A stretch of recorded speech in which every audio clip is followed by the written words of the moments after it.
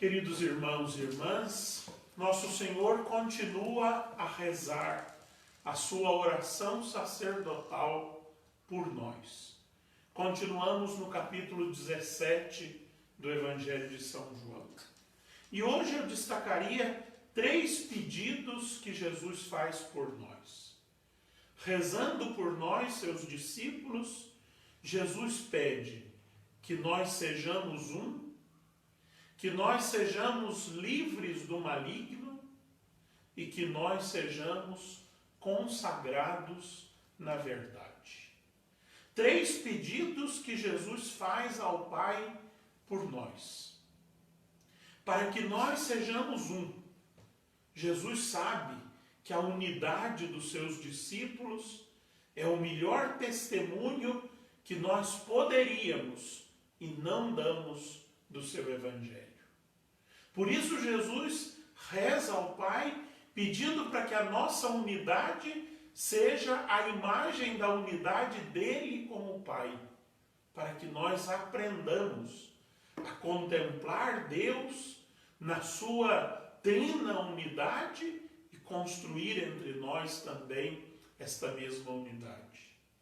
Depois, Jesus diz que nós não somos deste mundo, mas vivemos neste mundo, e que ele não pediria ao Pai para nos tirar do mundo. Não é esta a sua vontade, que nós saiamos do mundo, que nós sejamos retirados do mundo. Não, o cristão é no mundo, diz a carta de Ogneto, como o fermento na massa. O nosso lugar é o mundo, nós temos que estar no mundo. Mas Jesus pede que, estando no mundo, o Pai nos livre do maligno. Que nós não façamos, que nós não atuemos segundo a lógica do mundo. Que nós não sigamos outra voz senão a do bom pastor. Que nós não tenhamos outro modo de proceder senão o dos discípulos do Senhor. Sejamos guardados do maligno. E o maligno não é no Evangelho uma entidade, como nós estamos acostumados na piedade popular a pensar. Uma entidade, um espírito, uma coisa assim, que vem de fora e se apossa de nós. Não é isso o maligno no Evangelho. Ígneo é um sufixo grego que diz respeito à origem. O que é o maligno? É aquele que dá origem ao mal. É aquele capaz de gerar o mal. O que Jesus está dizendo é: Pai, não deixe que eles entrem numa lógica que gere o mal a partir deles. Isto é o diabo, isto é o maligno. Não é uma entidade no espírito. O diabo é aquele que nos sugere a maldade, e essa maldade nasce dentro de nós, nasce na nossa vontade, nasce no exercício da nossa liberdade, sem que ninguém nos tire a vontade e a liberdade num êxtase maléfico.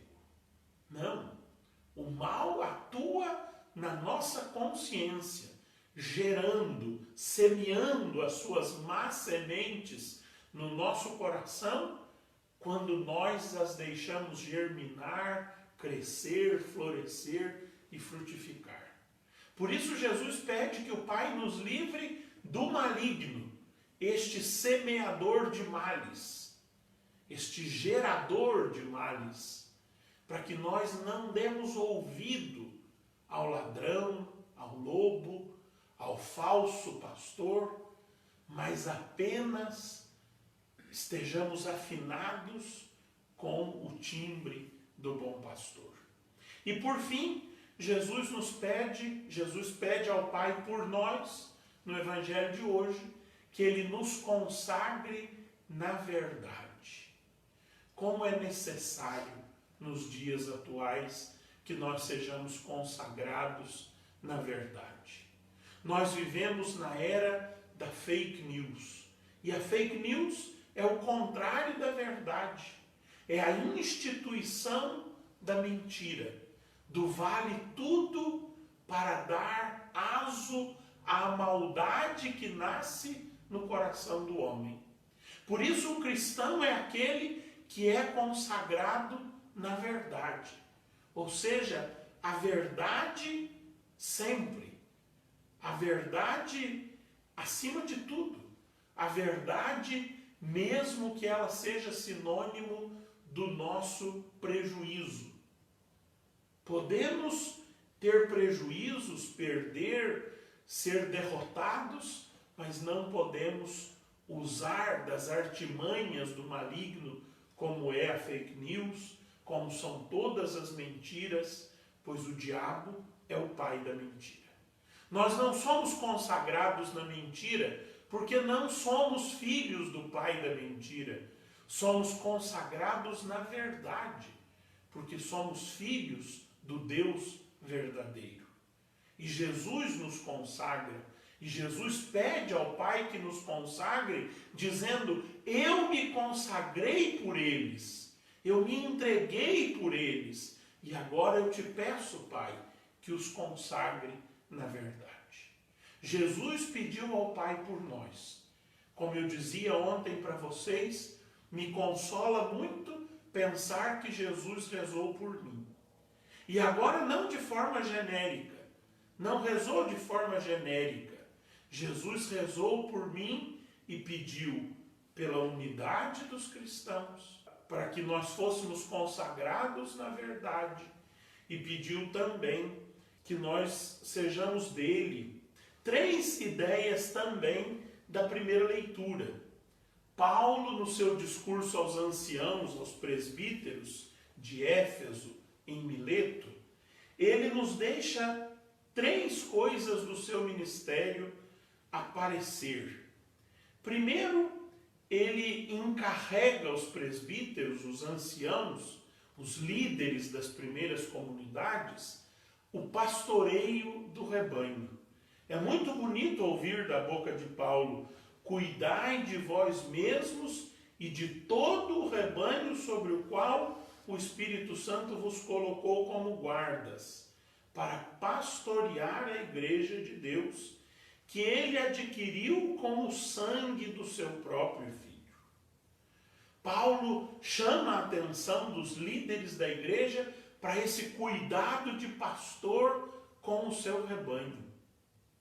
É tão triste ouvir, eu ouvi hoje e me arrependi de ter ouvido, um vídeo aí de uma pseudo-freirinha, pseudo-vidente, sei lá do que, dizendo que os bispos precisam abrir as igrejas, precisam devolver a Eucaristia ao povo, precisam perder o medo porque estão acabando com a caridade, papapá.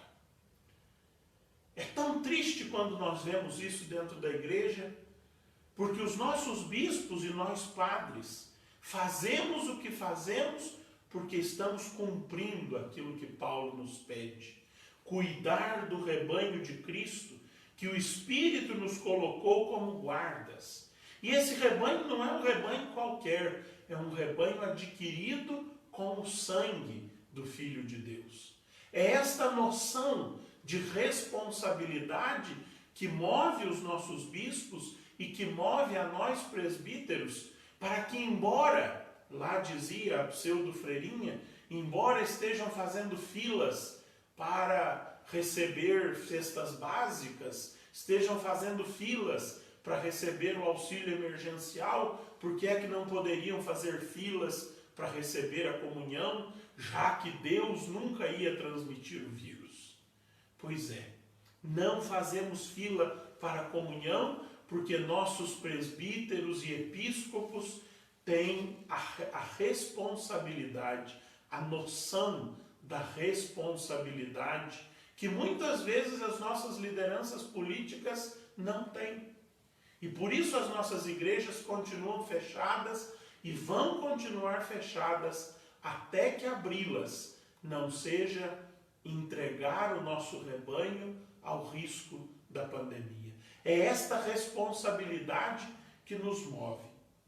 Depois, Paulo diz que vai aparecer no meio do rebanho e no meio até mesmo dos anciãos, gente com doutrina estranha, querendo se apropriar do rebanho de Cristo. Está aí o exemplo. Gente que se arvora em falar mais alto que os bispos, falar mais alto que a igreja, que a colegialidade dos bispos, mas não se pauta na verdade, não foram consagrados na verdade e por isso são aí perseguidos pelas CPIs das falsas notícias, das fake news. São Paulo já dizia que isso iria acompanhar. E a última coisa que me chama a atenção, a terceira, é o peso da palavra de Paulo. Se eu chegasse em Cariaçu amanhã e dissesse aqui, olha, eu vou embora e vocês nunca mais vão ver o meu rosto. E tinha o meu povo aqui de Cariaçu ia dizer, não, padre, que isso, hoje tem a internet, a gente vai ver o senhor outra vez, a gente imagina, o senhor não está indo morrer nem nada, e não sei o quê. E Paulo não. Paulo diz aos anciãos de Éfeso que ele está indo para a morte. E o que é que os anciãos fazem?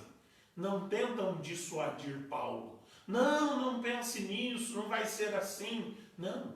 Eles se despedem de Paulo como quem se despede já de um defunto. Pulam no seu pescoço e choram lamentos porque não mais o verão. A palavra evangelizadora de Paulo era uma palavra tão bem pesada, tão cheia de sentido, que se ele diz aos anciãos, vocês não voltarão a ver o meu rosto, os anciãos sabem que Paulo está dizendo a verdade. Paulo foi consagrado na verdade. A sua palavra não é duvidosa. E assim deve ser a nossa palavra, assim deve ser o ensinamento cristão. Que o Espírito Santo nos ajude nesta semana em que preparamos a sua solenidade, que ele nos ajude a viver na verdade, a viver neste mundo, mas não sendo deste mundo. Que a oração de Jesus ao Pai nos dê a capacidade e a veracidade de Paulo na nossa ação evangelizadora.